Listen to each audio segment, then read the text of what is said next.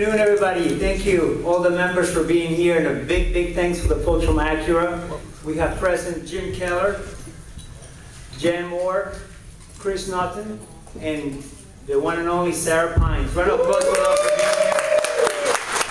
Thank you very much. We're very excited to learn all about the 2014 Acura Mdx. Thank you so much for being here for this grand opportunity. I want to tell you, our President Jaime Flores is on his way. He had to attend a very important meeting, but he'll be here shortly, so he sends his regards. And of course, our Vice President, Bill Adam, sends his hello from beautiful Canada. So hope everybody's doing well. Some of the business we have for Sama, doing really great treasury-wise. We're up to $5,200 in the bank account, and that will conclude the payment of Topless in Miami. For the Ritz-Carlton, all the events, so we're doing really good. It was very positive. Thanks to the support of the members, everybody's being paid on time, so it's been a really great year. So you know, in terms of the luncheons, we are booked for the whole year, so the whole year's taken, so it's been a wonderful 2013. We do have some new members present. We have one of them here. We have Ms. Karen Blanco, Negocios Magazine, if you can stand up.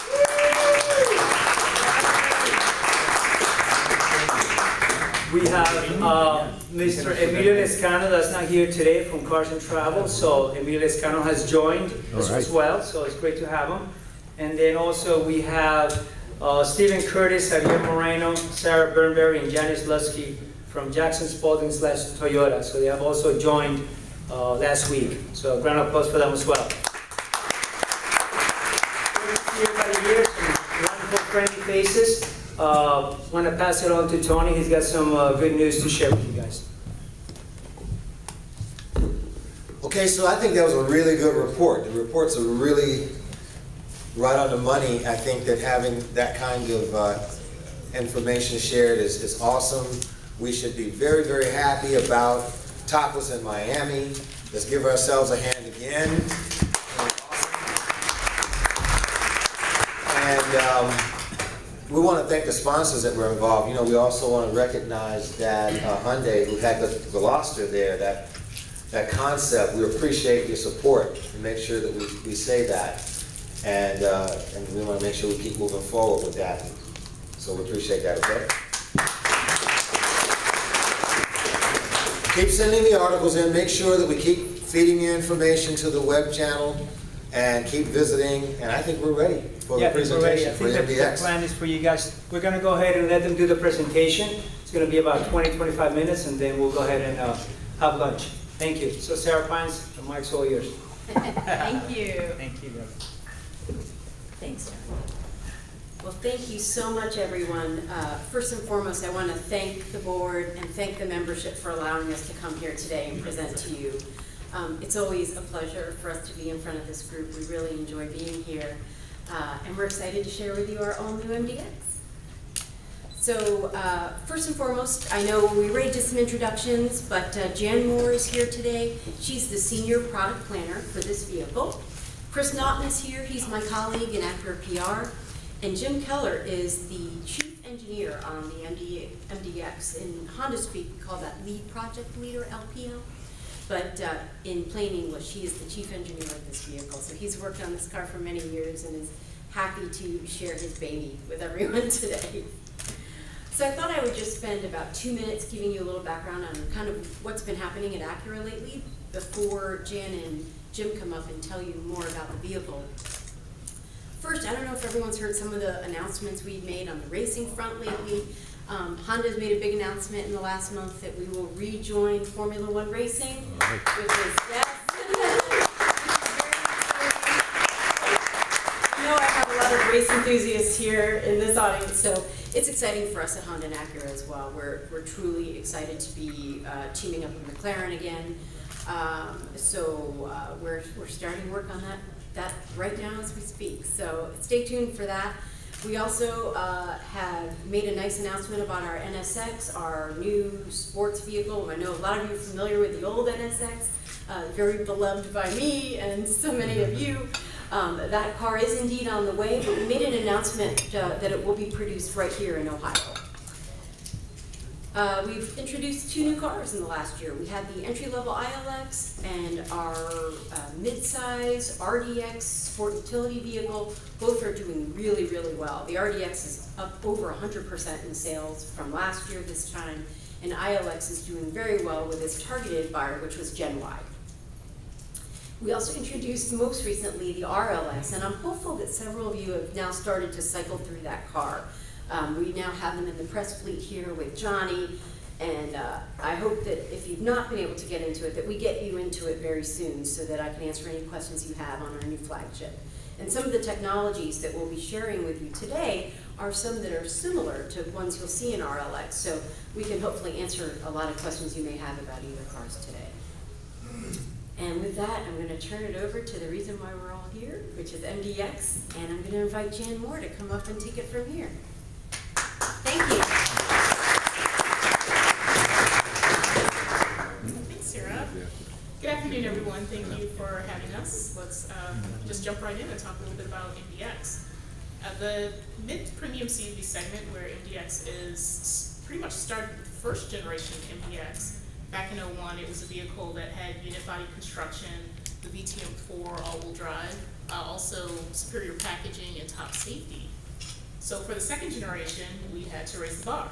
We added a new V6 engine, super handling all-wheel drive, improved the dynamic performance, and further improved safety. So for third generation, what do? We start every development talking to the customers. So we went out and talked to people who bought the MDX as well as people who didn't buy the MDX. And we wanted to know, what do you guys like about the car? What don't you like? Tell us how we can improve. And we were able to distill sort of their desires and their needs into 3 sort of core buckets. It's the social, family, and self. Social speaks to somebody who wants to be a trend leader, but maybe not in an obnoxious way. So you'll see that manifest itself in things like fuel economy. That's something that's socially responsible, as opposed to being like ultra trendy.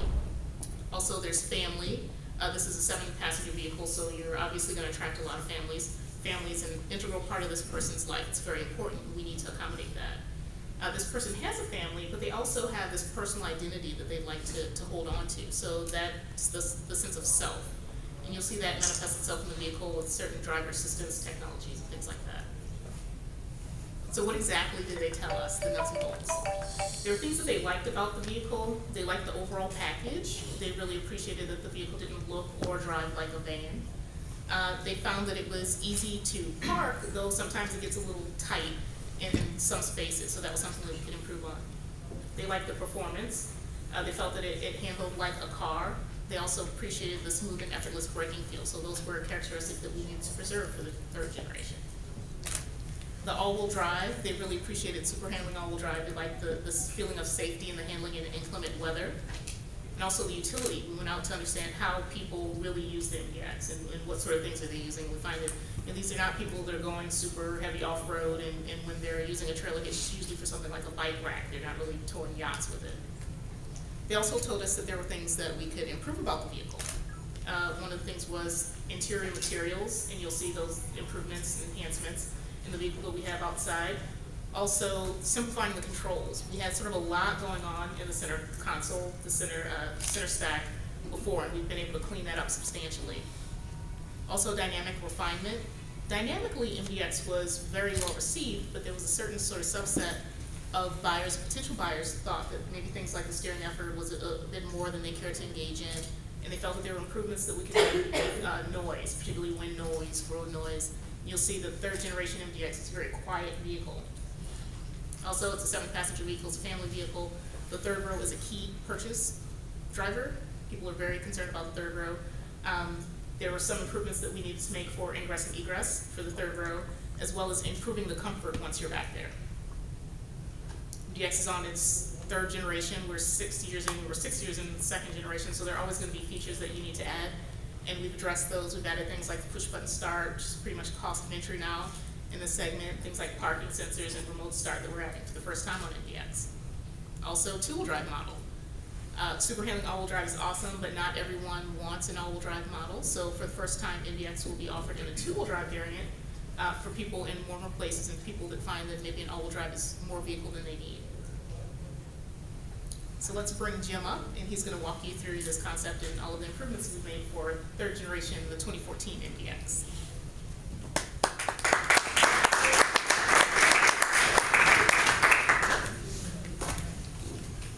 Good afternoon, everybody.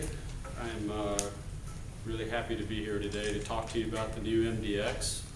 The timing is really good for me to be here to talk to you. The vehicle just went on sale last week, so hopefully on your way home today you might see a few on the highway. But I'm going to try to clue you in all the details of the vehicle today and give you a nice overview, I think, of some of the features. So Jan mentioned earlier on the concept, or at least the information from the customers that led to the creation of the vehicle. So we always create kind of a developmental concept when we do a new vehicle, and it becomes kind of our roadmap for what we're trying to achieve with the vehicle. And for the Mdx, you can see this is the highlights of the areas that we were striving to realize with this vehicle. So the current Mdx has very high levels of driving dynamics, very sporty, secure driving dynamics. We wanted to build on that, but also one of the feedback we heard from the market was that the vehicle lacked maybe a little bit of refinement, particularly NVH in some of those areas that we wanted to improve. And that was, again, for the idea for self. For social, you heard the idea about the trend leader, being a trend leader. Acura vehicles are known for technology. We carried over a lot of the advanced technology in with the new model, but we also coupled it now with new levels of fuel efficiency. This vehicle is now going to be a class leader for fuel efficiency, big jump in fuel efficiency, and I'll talk about that later in the presentation. And as Jan pointed out, our customers are family people, so we've improved the family friendliness of the cabin and also improve the safety and visibility of the vehicle as well. I'll go into those in more detail. Now, this is the third generation Mdx, as you heard in Jan's portion. What's unique about this third generation is that for the first time in the Mdx's history, it is the lead vehicle on the platform that underpins this vehicle. The past two generations have been built using hardware from existing vehicles. There was, of course, there was a lot of exclusive content, but the fundamental architecture of those vehicles was shared with some of the other light trucks in our lineup.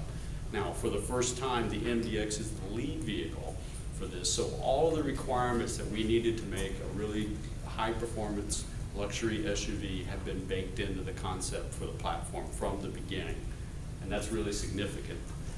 Doing a new platform, again, allowed us to achieve a lot of these breakthroughs that I talk about later on in the presentation. I'll talk now a little bit about styling and refinement here.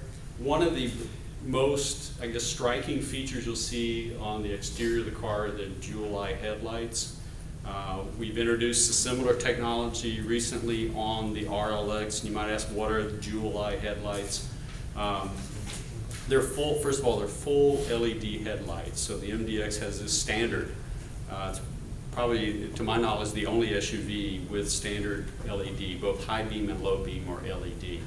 And that provides really outstanding visibility, about 75 feet farther visibility down the road. And also the light color temperature is much hotter and much whiter than the normal high intensity discharge headlights. So your eyes, through millions of years of evolution, have been trained, or let's say they've been conditioned to work better with sunlight than with any other light. And these headlights have the same color spectrum as sunlight. So your eyes naturally will respond better to this light than will any other type of headlight. Another thing that makes these headlights unique is the way we've incorporated the daytime running light feature. A lot of people are putting daytime running lights integrated into the headlight.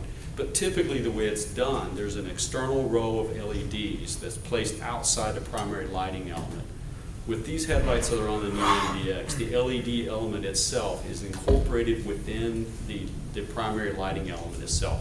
It's a secondary array of LEDs, but it's integrated into the headlight unit in a very tasteful, clean way, and kind of eliminates a little bit of the clutter you see on some other types of headlights. Now, interior, We made big steps forward to try to improve the refinement, big effort to improve the color harmony. Inside of the interior, you'll find everything is plated. Anything silver is plated. There's no mixing of paint and plated parts. Very tasteful application of wood trim and chrome, and a very more upscale premium look than what we had in the previous MDX. Now, we'll talk a little bit about noise and vibration. The MDX has active engine mounts. The engine has variable cylinder management, and we couple that with active engine mounts. These are electrically actuated engine mounts. They run on 28 volts. They're really quick responding, high-powered engine mounts. They dampen out the noise and vibration from the engine directly at the source. And we've coupled that also with active noise cancellation, active noise control in the cabin itself. So we have, for the first time, that application, that technology. And it's almost like having the Bose noise cancellation headsets inside the cabin to make sure the cabin's really quiet. We've made big improvements in the sealing of the body of this vehicle too. Added extra separators, extra sealing materials, expanding foam in various places to seal out the cabin, because those pathways are noise pathways as well. So we pressurize, actually at the factory, we pressurize the car's cabin to measure the leak rate to get it down to make sure we have a nice sealed cabin. We've also expanded the use of insulation in the glass. We have acoustic glass applied to the windshield and the front and passenger side doors. And we have thicker glass applied at the rear of the cabin as well to give a nice isolation from the outside. The new platform includes an all-new rear suspension that's totally different than what we had on the previous MDX. The previous MDX had a trailing arm type of rear suspension that had multiple points for noise to enter into the cabin. Now we've got a multi-link suspension that is a unitized assembly on one subframe with very few mounting points, attachments to the body, and that helps reduce the noise coming into the cabin. It helps us better manage the noise it does. We've got amplitude reactive dampers for this vehicle. It's also another Acura signature technology. It's a unique piston arrangement inside the damper that will isolate inputs at low frequencies as well as high frequencies to give us good ride comfort as well as great handling. We've also applied hydraulic mount bushings for the subframe for the first time, as well as paid particular attention to the stiffness at the rear for handling. I want to talk a little bit further about the handling side of things, but I'll start out first with the engine. The engine, of course, is kind of the heart of the vehicle, and it's the heart of our vehicle. We have a 3.5 liter V6 direct injected engine. It applies what we call the Earth Dreams technology. That engine is very similar to what's in the RLX. Single overhead cam, VTEC with variable cylinder management combined with it as well. Big improvement in low speed torque, about 8% more torque at low speed, which of course you feel around town in everyday driving, and 290 horsepower. The transmission is an updated version of the 6-speed transmission we had in the previous vehicle. There have been some changes to make it compatible with the variable cylinder management, and also to reduce friction, and also to make it more responsive with software management. The rear differential 4-wheel drive system is carried over from the previous car. Is the torque vectoring super handling all-wheel drive system that allows front-rear torque distribution as well as side-to-side torque distribution. And again, the MDX is, I think, the only SUV in its class with standard torque vectoring on their 4-wheel drive models. The steering system is another area where we've made some big steps forward. It's an electric power steering system, totally electric. One thing that makes our system a little unique is that we've coupled now the electrical power steering system with the vehicle stability assist. So those two systems work cooperatively with each other. Sorry, it's hard for me to speak. They work together. How about that? They work together with each other to help maintain stability, and also to dampen out any kind of torque inputs or road inputs from the wheels coming into the steering system. Another feedback that we had from the market was related to not only to